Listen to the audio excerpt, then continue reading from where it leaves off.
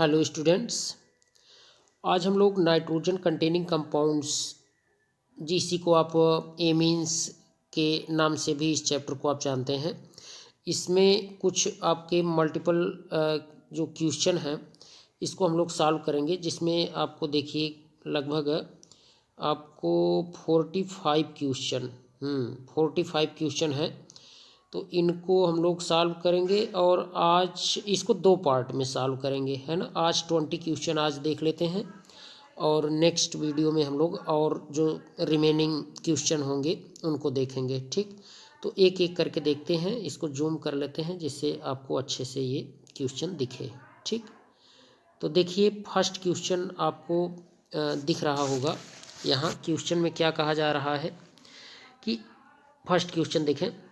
Question में कहा जा रहा है कि हाफमान निम्नीकरण में निम्नलिखित में से क्या नहीं बनता है। हाफमान निम्नीकरण में निम्नलिखित में से क्या नहीं बनता है। तो क्या इसमें RnCO नहीं बनता है? निश्चित रूप से बनेगा, आप जानते हैं। जैसे ये है RCONH2, है ना, ये है। तो इसमें तो इंटरमीडिएट ये भी बनता है, RnCO भी बनेगा।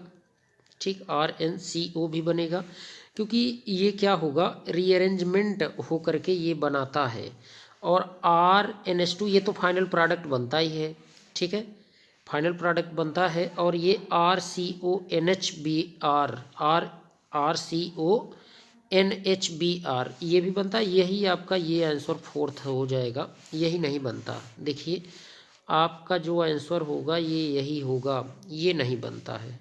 ठीक है, देखें आपका ये फोर्थ वाला यही आंसर हो जाएगा, ये नहीं यहाँ पूछा है, नहीं बनता है।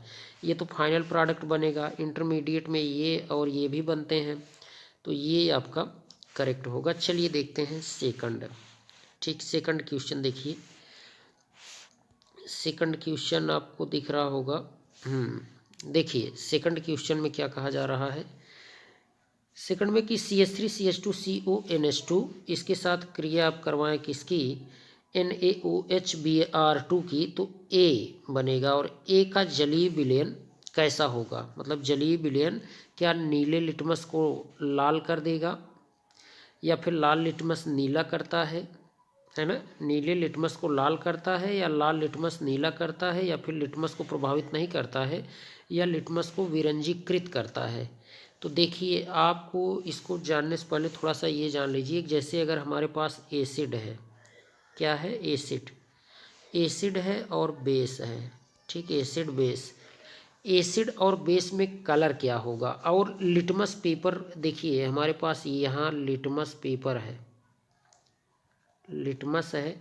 और लिटमस के कलर आप जानते होंगे, दो कलर होता है। एक तो रेड कलर का होता है लिटमस, और एक ब्लू कलर का होता है। ब्लू कलर का, ब्लू मतलब नीले रंग का होता है, और लाल रंग का। ठीक, तो आप जानते होंगे कि एसिड में कलर कैसा रहेगा, रेड रहेगा, है ना। एसिड में आप चाहे रेड लिटमस को डालिए चाहे ब्लू लिटमस को डालिए, वो किस में कन्वर्ट हो जाएगा, रेड में। रेड तो रेड ही रह गया, ब्लू यही चेंज होगा किस में, रेड में।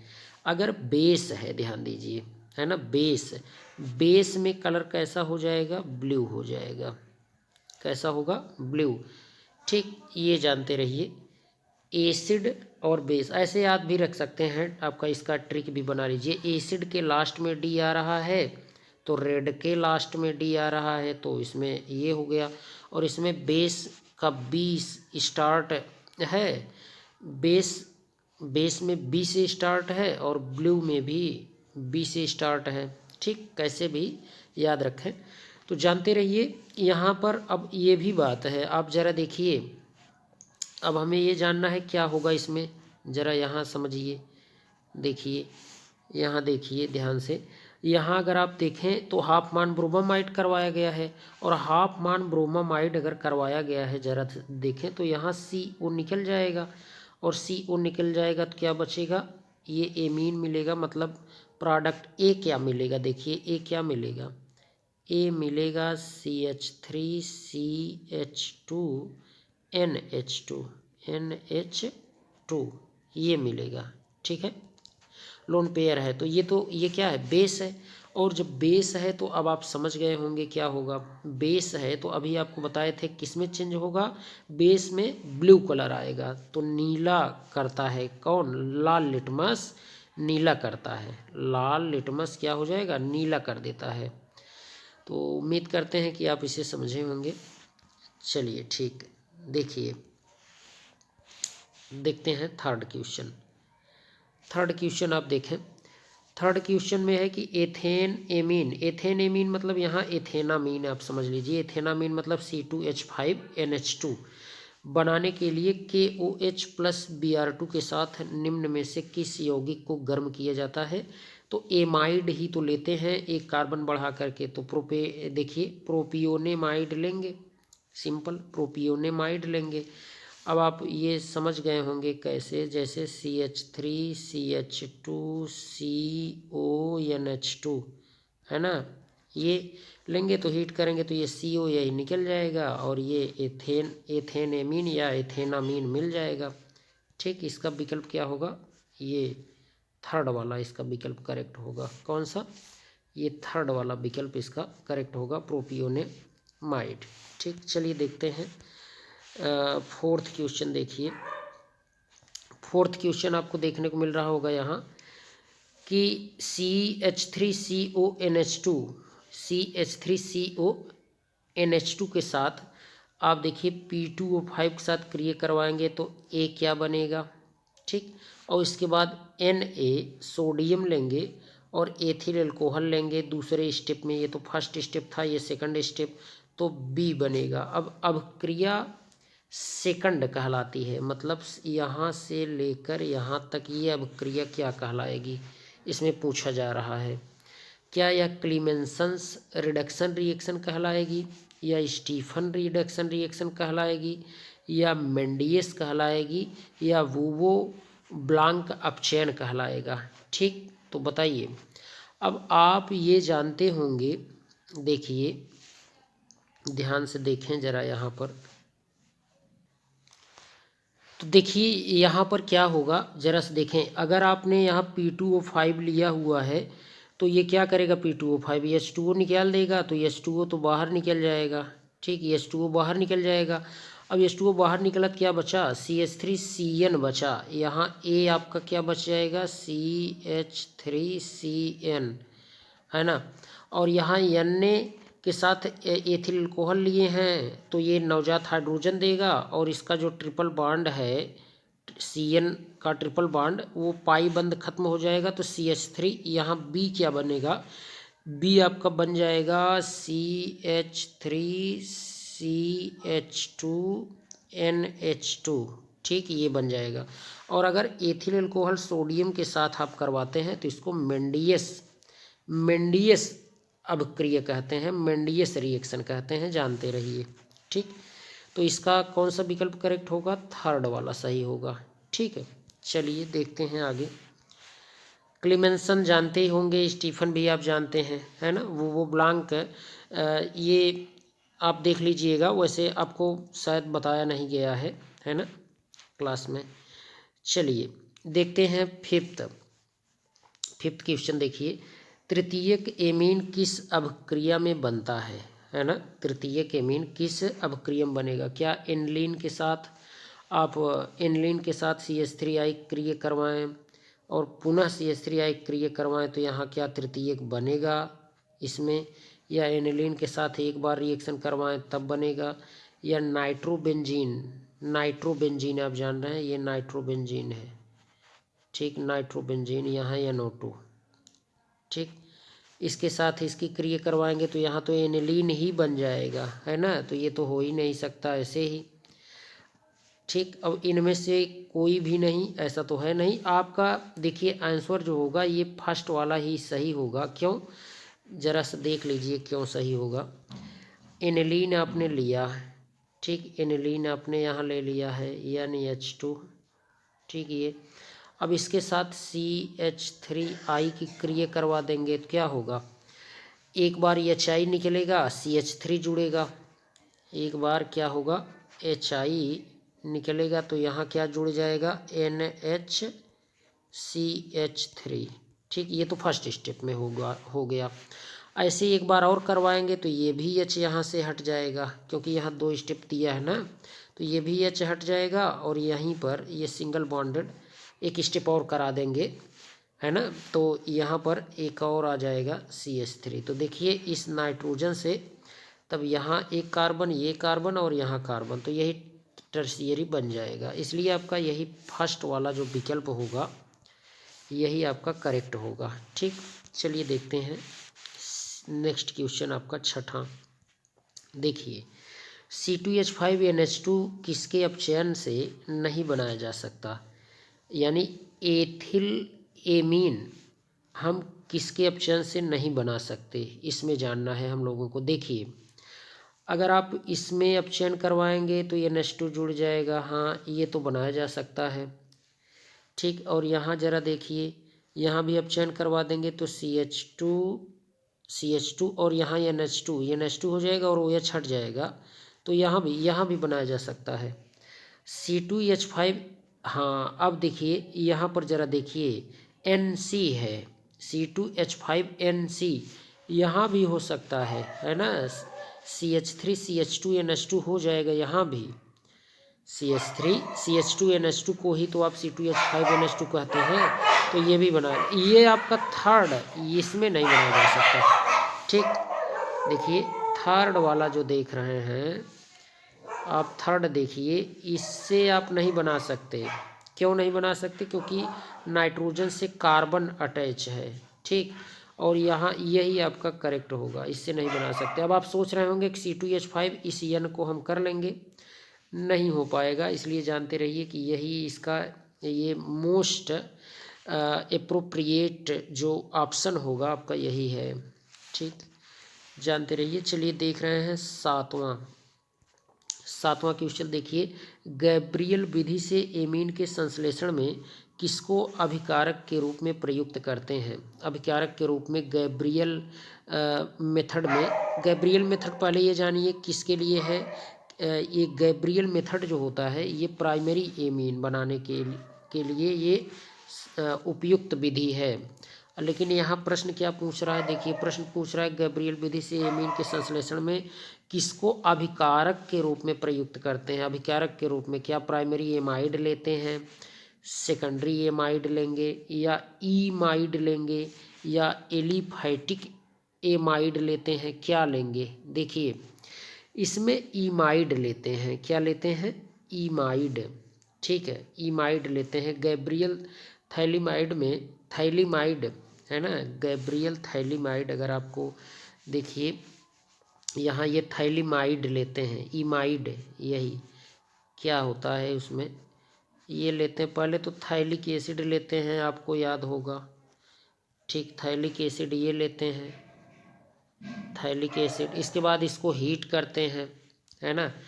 चलिए आपको दिखाई दे रहे हैं, यहाँ देखिए इसको जब हीट करते हैं तो ये क्या होगा, वाटर यहाँ से निकल जाएगा, है ना, वाटर निकल जाएगा, तो यहाँ क्या बनेगा, CO, और यहाँ ये देखिए यहाँ ये बन जाता है CO, ये आपका एनहाइड्राइड बनता है। अब एनहाइड्राइड को क्या करते हैं, अमोनिया के साथ आप हीट करते हैं, इसको भी यहीं देख लीजिए, अब इसको यहाँ देख लीजिए। ठीक, इसको आप अमोनिया के साथ NH3 के साथ हीट करते हैं, तो NH3 के साथ हीट करेंगे तो ये यहाँ से ऑक्सीजन ये और इसका H2 निकल जाएगा, तो ये बन जाता है ये, यहाँ CO, यहाँ भी CO, ठीक, और यहाँ NH यही जुड़ता है। अच्छा, यही आपका इमाइड है, थैलीमाइड इसी को कहते हैं, क्या है ये, थैलीमाइड, यही आपका क्या कहलाएगा, थैलीमाइड कहलाएगा। ठीक है, देखिए ये आपका थैलीमाइड कहलाता है। तो इसका जो ऑप्शन होगा वो कौन सा करेक्ट होगा, इसका ऑप्शन देखिए पुनः यहाँ कर दे रहे हैं, थोड़ा सा जूम, देखिए दिख रहा होगा आपको। तो इसका ऑप्शन यही थर्ड वाला जो है यही, देखिए पूछा गया था ना कि गैब्रियल विधि से एमीन के संश्लेषण में किसको अभिकारक के रूप में प्रयुक्त करते हैं, तो यही इमाइड लेते हैं। और इमाइड फिर लेते हैं, फिर एल्किल इमाइड को हम क्रिया करवाते हैं किसके साथ, बेस के साथ, NaOH से क्रिया करवा लेते हैं। फिर इसके बाद एल्किल हैलाइड्स करवाते हैं, फिर हाइड्रोलिसिस करवाएंगे NaOH के प्रेजेंस में, तब जाके प्राइमरी एमीन बनता है। ठीक है, तो यहाँ पर ऑप्शन यही है आपका करेक्ट होगा। ठीक, 8वां देख लेते हैं। गैब्रियल थैलिमाइड अभिक्रिया निम्न के संश्लेषण में प्रयुक्त की जाती है, तो प्राथमिक एमीन, ये तो अभी आपको बताए थे, है ना। वो भी प्राथमिक एमीन कौन सा, एलिफैटिक, देखिए यहाँ दिया प्राथमिक एमीन एरोमेटिक दिया है, एरोमेटिक एमीन। द्वितीयक तो ऐसे ही नहीं होगा, तृतीयक भी नहीं होगा। अब यहाँ दोनों में आपको कन्फ्यूजन रहा होगा, प्राथमिक एलिफैटिक एमीन और एरोमेटिक, तो एरोमेटिक तो नहीं बनाते, जानते रहिए। इससे क्या बनाएंगे, प्राथमिक एलिफैटिक एमीन बनाते हैं। एरोमेटिक बनाएंगे तो वो उसी में रिजोनेंस करने लगता है और वो अच्छी विधि नहीं मानी जाती, तो जानते रहिए ये थर्ड आपका सही होगा। ठीक, ये वाला। चलिए देखते हैं नेक्स्ट आपका 9वां क्वेश्चन। देखिए 9वां इधर है, 9वां क्वेश्चन आपका ये है। ठीक, देखिए तो 9वें क्वेश्चन में क्या कहा जा रहा है, C2H5Br प्लस NH3 अब क्रिया वस्तुतः ये उदाहरण है ना। C2H5Br प्लस NH3 अमोनिया के साथ अगर इसकी क्रिया करवा रहे हैं तो ये किसका उदाहरण है। देखिए, केवल एमिनो अपघटन इसमें होता है, नहीं होता, ऐसा कुछ नहीं। केवल नाभिक स्नेही प्रतिस्थापन, ये भी एकदम नहीं है। एमिनो अपघटन तथा नाभिक स्नेही प्रतिस्थापन, हाँ दोनों होता है। ठीक, ऐसा नहीं कि केवल यही होगा और केवल यही होगा, नहीं ऐसा नहीं, दोनों होता है। कैसे, जरा इसको समझिए। देखिए, जैसे अगर हमारे पास ये है CH3CH2Br, ठीक ये है, और यहाँ क्रिया करवा रहे हैं NH3, यहाँ लोन पेयर है ना। तो क्या होगा, देखिए यहाँ आपको देखने को मिलता है कि जैसे यहाँ से Br तो अलग होगा, तो इसके पास यहाँ पॉजिटिव आ जाएगा, कार्बोकेटायन बनेगा, तो इलेक्ट्रॉन की कमी है, तो ये क्या करेगा, ये डोनेट करने आएगा। ठीक, और जब ये डोनेट करने आएगा तो ये जो है ये नाभिक स्नेही हो जाएगा। ठीक है, ये नाभिक, देखिए ये क्या न्यूक्लियोफाइल है, ये न्यूक्लियोफाइल, और ये क्या है, ये कार्बोकेटायन वाला पार्ट ये इलेक्ट्रोफाइल है। तो अब यहाँ ये क्या करेगा, Br को हटा भी तो रहा है, प्रतिस्थापन, तो नाभिक स्नेही प्रतिस्थापन, नाभिक स्नेही प्रतिस्थापन हुआ यहाँ। ठीक है, और दूसरी बात, और एमिनो का अपघटन हो रहा है। एमिनो का अपघटन, जैसे यहाँ NH3, जरा से देखिए NH3 जब जुड़ेगा, यहाँ देखें ऐसे CH3 CH2 और यहाँ पर क्या जुड़ा भी आकर के NH3, और इसके ऊपर क्या है, ये अपना इलेक्ट्रॉन डोनेट किया, जरा देखें, है ना, अपना इलेक्ट्रॉन डोनेट किया मतलब इलेक्ट्रॉन दिया है, तो यहाँ क्या आ जाएगा, पॉजिटिव। ठीक है, पॉजिटिव आ जाएगा, और इसका ये इसके ऊपर पॉजिटिव था वो खत्म हो जाएगा, इस कार्बन के ऊपर पॉजिटिव था वो खत्म हो जाएगा, वो तो लिया ना।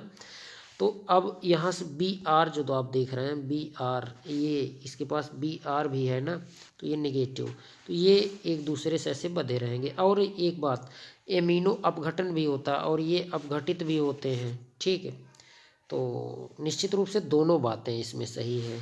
ठीक है, 9वें का थर्ड वाला आंसर सही होगा। चलिए देखते हैं 10वां प्रश्न। सामान्यतः गलनांक सर्वाधिक होते हैं, किसके गलनांक सर्वाधिक होंगे, अब आप इसको देखिए जरा सा। तो यहाँ देखिए तृतीयक एमाइडो के लिए नहीं, इसमें कोई हाइड्रोजन बंध नहीं होता, इसलिए इसका तो गलनांक सर्वाधिक नहीं होगा। द्वितीयक एमाइडो के लिए हाँ इसमें हो सकता है, लेकिन प्राथमिक एमाइडो में सबसे ज़्यादा होता है ना, इसमें हाइड्रोजन बॉन्डिंग सबसे ज़्यादा कार्य करती, क्योंकि प्राथमिक में अगर आप देखेंगे तो 2 हाइड्रोजन फ्री रहते हैं, है ना, 2 हाइड्रोजन फ्री रहता है इसमें प्राथमिक वाले में, यहाँ अगर आप एल्किल ग्रुप जोड़ दें। जबकि द्वितीयक में क्या होगा, यहाँ भी कोई आर रहेगा एल्किल ग्रुप, तो एक ही H, तो ऑप्शन के हिसाब से आपका इसमें भी थर्ड होगा। ठीक, प्राथमिक एमीन के लिए गलनांक सर्वाधिक होता है। ठीक, समझ गए होंगे। चलिए देखते हैं 11वां प्रश्न। आप देखें जरा यहाँ 11वां प्रश्न है कि एथिल एमीन के जल में घुलने का कारण है। एथिल एमीन जल में घुलने क्या कारण हो सकता है? तो सिंपल अभी आपको बताए थे कि इसमें हाइड्रोजन बंद होता है ना एमीन में, तो ये थर्ड वाला होगा। और कुछ पढ़ने की ज़रूरत नहीं, क्योंकि अणुभार कम ऐसी कोई बात नहीं है ना। दिया एथिल अल्कोहल में उपस्थित ये एथिल समूह नहीं, यहाँ हाइड्रोजन बंद लिखा है, तो यही आपका सही हो जाएगा। ठीक, अमोनियक व्युत्पन्न ये सब कोई बात नहीं है, बस आपको ऐसे दिया है। 12वां देखिए क्वेश्चन 12वां, ये कौन सा यौगिक NaHCO3 के साथ अभिक्रिया कर CO2 मुक्त करेगा? इसमें दिया है, देखिए ये मुक्त करेगा, CH3CO CH2 NH2 करेगा, या फिर यहाँ पर ये CH3 NH2 करेगा, या थर्ड में CH3 का होल 4 NOH करेगा, या फिर CH3 NH3Cl करेगा। तो देखिए सिंपल है, इसमें देखिए कौन सा यौगिक NaHCO3 के साथ अभिक्रिया करके CO2 गैस मुक्त करेगा? तो CO2 गैस कौन मुक्त करेगा? जो साल्ट लाइक होगा। ठीक है, साल्ट लाइक होगा। अब यहाँ आपको पहले यही पहचान करना है साल्ट लाइक। देखिए ये आपका क्या है, ये यहाँ अगर आप देखें तो आपका यहाँ कीटोनिक ग्रुप है और ये एमीन ग्रुप है। और यहाँ ज़रा देखें, यहाँ OH है। ठीक, और ये आपका यही आपका करेक्ट हो जाएगा। ठीक है, ये भी तो एमीन ही है, तो आपका चौथा विकल्प सही होगा। इसमें ज़रा ध्यान से देखिए, ये चौथा जो आपका विकल्प है यही करेक्ट होगा। ये चौथा कैसे सही होगा? देखिए इसका Na इसके Cl से क्रिया करके NaCl बना लेगा। ठीक, इसका H, यहाँ देखें H, और यहाँ से एक H निकलेगा, यहाँ से एक H निकलेगा, तो ये बदल जाएगा किस में? CH3NH2 में। एक H यहाँ से निकल जाएगा, एक H इसके पास है ही ये वाला, ये और एक को निकालेगा तो H2O निकल जाएगा, तो इस CO2 निकल जाएगा। ठीक है, समझ रहे हैं। इसलिए आपको जो आंसर लगाना है वो कौन सा लगाना है? फोर्थ वाला लगाना है। ठीक, चलिए देखते हैं 13वां प्रश्न। आप देखें क्वेश्चन अच्छे हैं। C2H5NCO के क्षारीय जल अपघटन से प्राप्त उत्पाद टर्शियरी ब्यूटिल मैग्नीशियम ब्रोमाइड से क्रिया करता है, तो बनेगा क्या? अब देखिए ये तो आपका वही आ गया, कौन सा जिसमें आप वो देखते थे, याद करिए NCO बन रहा है ना, तो ये आपका हाफमान ब्रोमामाइड से संबंधित है। ठीक है, तो इसमें आप क्या कह सकते हैं? ये पूछ रहा है कि C2H5NCO के क्षारीय जल अपघटन से प्राप्त, अच्छा क्षारीय जल अपघटन कर लेंगे तो इससे जो प्राप्त होगा प्राप्त उत्पाद वो टर्शियरी ब्यूटिल, अच्छा टर्शियरी ब्यूटिल मैग्नीशियम ब्रोमाइड से क्रिया करवाएंगे। टर्शियरी ब्यूटिल तो ये आपका आइसो ब्यूटेन प्राप्त होगा। ठीक है, टर्शियरी ब्यूटिल, देखिए टर्शियरी ब्यूटिल मैग्नीशियम ब्रोमाइड कह रहा है, टर्शियरी ब्यूटिल मैग्नीशियम ब्रोमाइड, तो ये मत सोचिए कि टर्शियरी ब्यूटिल एमीन प्राप्त होगा, नहीं, आइसो ब्यूटेन प्राप्त होगा। क्या प्राप्त होगा?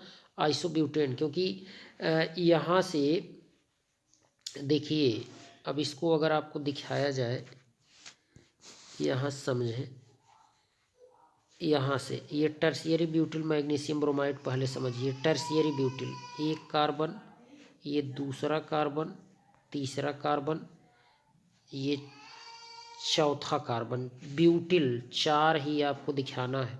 ठीक, तो 4 हो गया टर्शियरी ब्यूटिल। ये मैग्नीशियम यहाँ Mg ले लेंगे और ये ब्रोमाइड यहीं जोड़ देंगे। ठीक, एक प्रकार का ये क्या कहलाएगा? एक प्रकार का ये आप कहेंगे तो ग्रिग्नार्ड रिएजेंट हो गया। क्या हो गया? Grignard reagent. ठीक है, ये हो गया।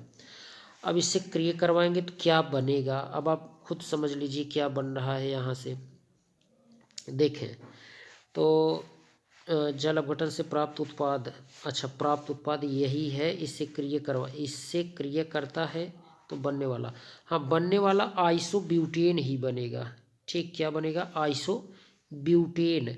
अब देखिए आपका ये 1 2 3 4 कार्बन है ना, 4 कार्बन है। तो यहाँ से जब यहाँ से ये निकल रहा है, ये ज़रा देखिए यहाँ से ऑक्सीजन, ऑक्सीजन यहाँ हाइड्रोलिसिस करवाएंगे तो ओ एच यहाँ आ जाएगा। देखिए हाइड्रोलिसिस में क्या होता है, यहाँ से ये टूट जाएगा, इसको ओ एच मिल जाएगा और इसको एच मिल जाएगा। तो एच मिल जाएगा तो आप समझ गए होंगे कि एक कार्बन से 3 कार्बन जुड़ा है तो उसको क्या कहेंगे? आइसो कहेंगे। तो इसीलिए तीसरा हो जाएगा। ठीक, चलिए 14 वाला क्वेश्चन देखिए। 14th क्वेश्चन में क्या कहा जा रहा है, थोड़ा सा इसे छोटा करना पड़ेगा जिससे आपको दिख जाए अच्छे से। देखिए 14th में यहाँ दिया है C2H5NH2 के साथ HNO2 क्रिया करवाएंगे तो क्या बनेगा? ठीक, अब कौन इसमें ए बनेगा। अगर HNO2 से क्रिया करवाएंगे तो ए क्या बनेगा? फिर C6H5CHO से क्रिया करवाएंगे तो बी बन रहा है। NOCl से क्रिया करवाएंगे सी बनेगा। C6H5SO2Cl, इसको हिंसबर्ग रिएजेंट भी कहते हैं, हिंसबर्ग रिएजेंट, तो डी बनेगा। अब ये पूछ रहा है कौन सा उत्पाद सिर्फ क्षारक है, कौन सा उत्पाद सिर्फ क्षारक है, ये पूछा जा रहा है। तो आपका इसमें देखिए सिर्फ क्षारक ये C6H5CHO, ठीक, यही इससे ये बी वाला यही आपका होगा। इसके साथ क्रिया करवाएंगे C6H5CHO के साथ, इसकी क्रिया अगर आप करवाते हैं तो आपका जो प्राप्त होगा वही सिर्फ क्षारक होगा। इसको हम दिखा रहे हैं, देखिए ध्यान से।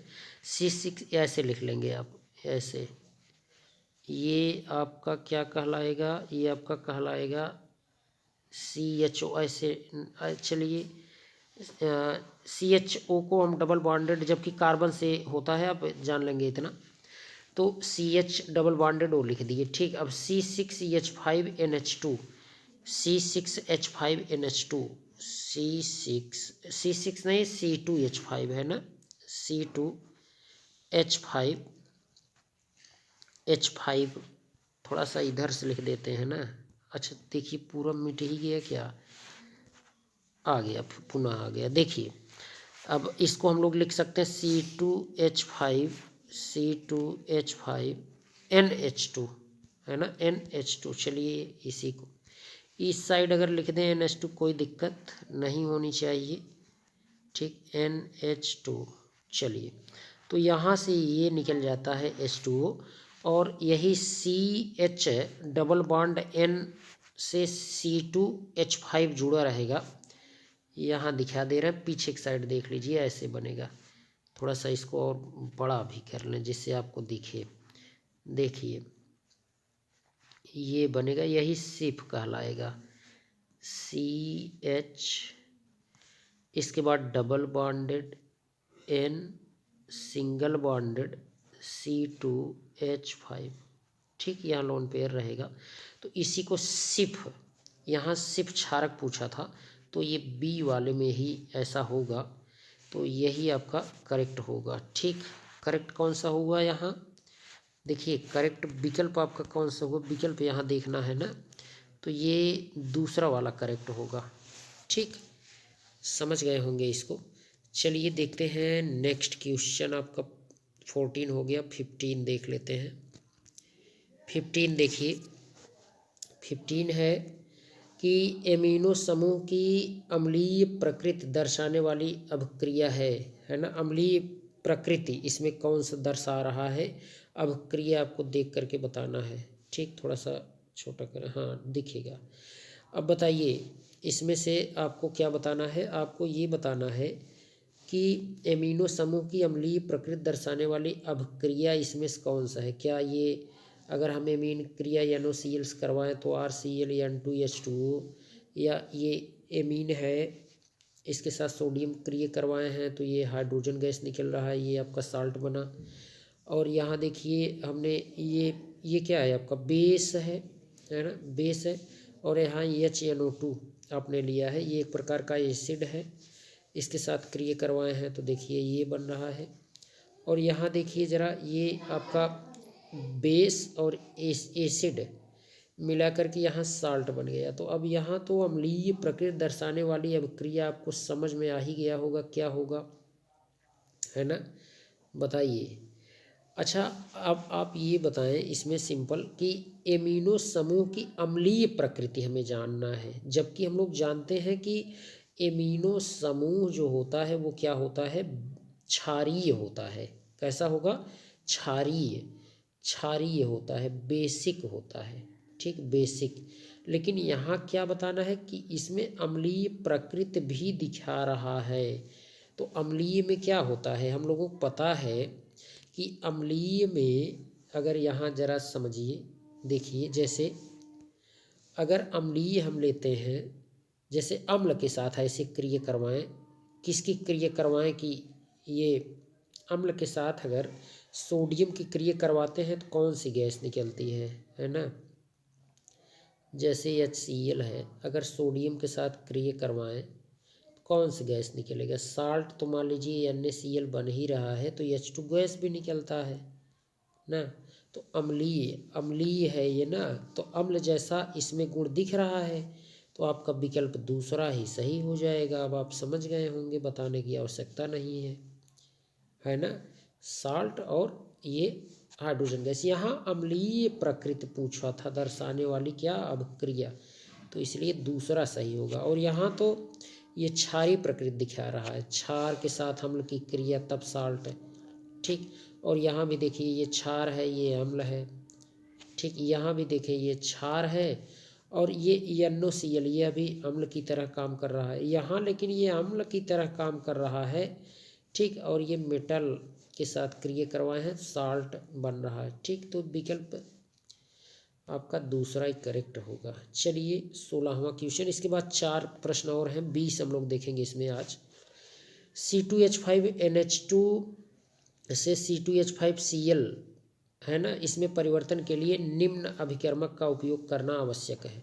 मतलब अगर हमारे पास एमीन है और इसको हम किस में बदल रहे हैं, क्लोरो, यहाँ देखिए आपका एथेनामीन है और इसमें हम बदल रहे हैं इसको किस में, क्लोरोएथेन में।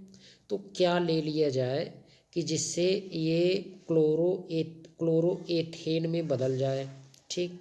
अच्छा, क्या SO2Cl2 के साथ करवा सकते हैं तो होगा, बताइए।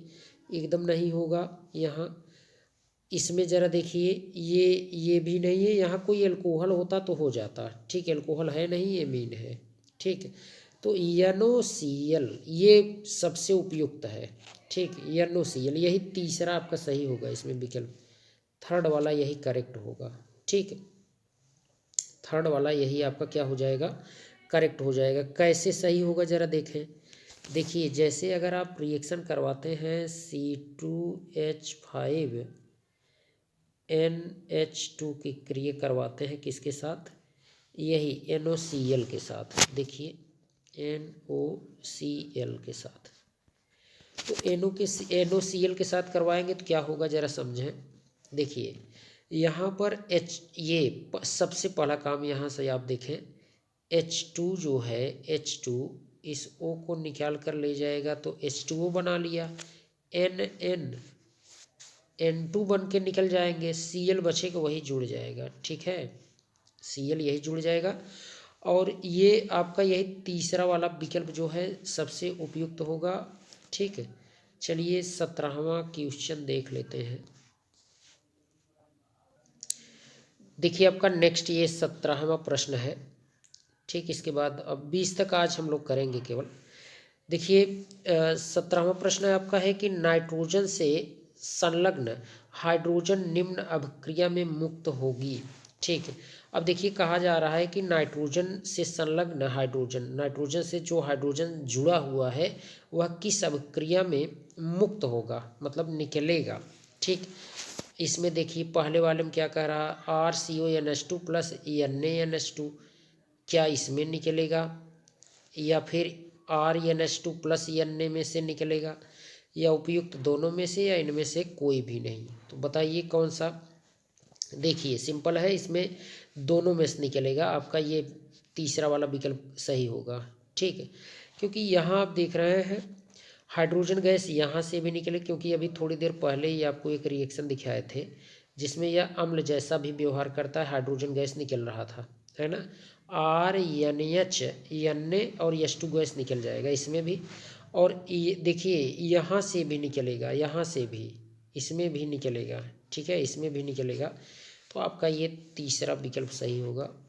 ठीक, देखिए 18वां प्रश्न देखते हैं। 18, प्राथमिक एमीन को कीटोन से उपचारित कराते हैं तो बनता है। प्राथमिक एमीन अगर हमारे पास है, कीटोन से हम क्रिया करवाते हैं, है ना।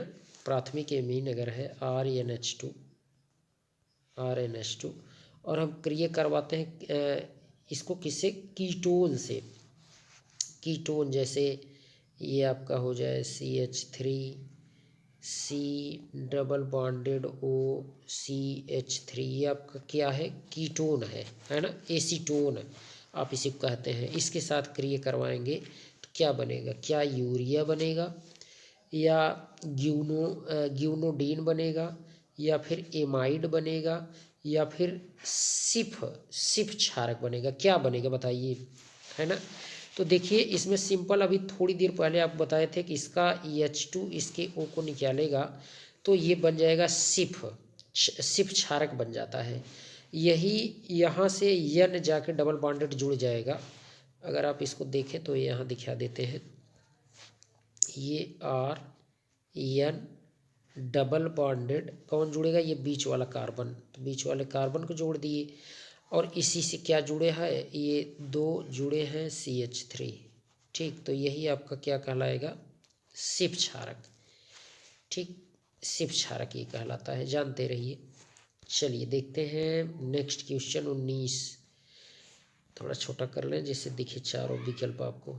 ठीक, देखिए 19वां प्रश्न देखिए, अभिक्रिया फर्स्ट के क्रिया कारक CH3CONH2 और KOHBr2 हैं। अभिक्रिया फर्स्ट के क्रिया कारक ये हैं। ठीक, अभिक्रिया सेकंड के क्रिया कारक कौन है, CH3NH2 और ये CHCl2KOH। ये तो आप जान रहे हैं कार्बिलेमीन है ना। और पहला वाला क्या है, हाफमान ब्रोमामाइड। हाफमान ब्रोमामाइड में क्या बनेगा, एमीन, क्या बनेगा, एमीन बनता है। एमीन बनने से पहले उसमें क्या क्या और क्या क्या बनते हैं ये भी जानना है, ज़रा देखें तो। और हाँ, उसके बाद उसमें आपको ये बनता है, क्या कहते हैं उसको हम लोग, नाइट्रीन भी कहते हैं, है ना। नाइट्रीन जानते रहिए, नाइट्रीन कहते हैं, नाइट्रीन बनता है। और इसमें क्या बनता है, इसमें तो बनता है कार्बीन। अब नाइट्रीन कार्बीन क्या है जान रहे हैं, जैसे कार्बन है, कार्बन की अगर संयोजकता, जैसे पूरा ये संयोजकता 4 होती है वो जानते हैं आप। अब इसी से कोई दो ग्रुप जुड़े रहें तो इस कार्बन का, चाहे यहाँ कुछ भी जोड़ दीजिए, मान लीजिए यहाँ हम जोड़ रहे हैं H है ना, H या Cl कुछ भी जोड़ सकते हैं। तो इस कार्बन के पास यहाँ क्या है, एक लोन पेयर है, और ये 2 इलेक्ट्रॉन यहाँ, 2 इलेक्ट्रॉन यहाँ, तो 2 2 4 2 6 इलेक्ट्रॉन कार्बन के पास रहे। और तो उसी को हम क्या कहेंगे, उसी को हम कार्बीन कहते हैं। क्या कहेंगे, कार्बीन।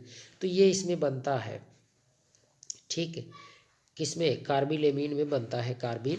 और नाइट्रीन बनता है इसमें, नाइट्रीन, ठीक है, हाफमान ब्रोमामाइड में। जानते रहिए, इसका मैकेनिज्म देखेंगे आप समझ जाएंगे।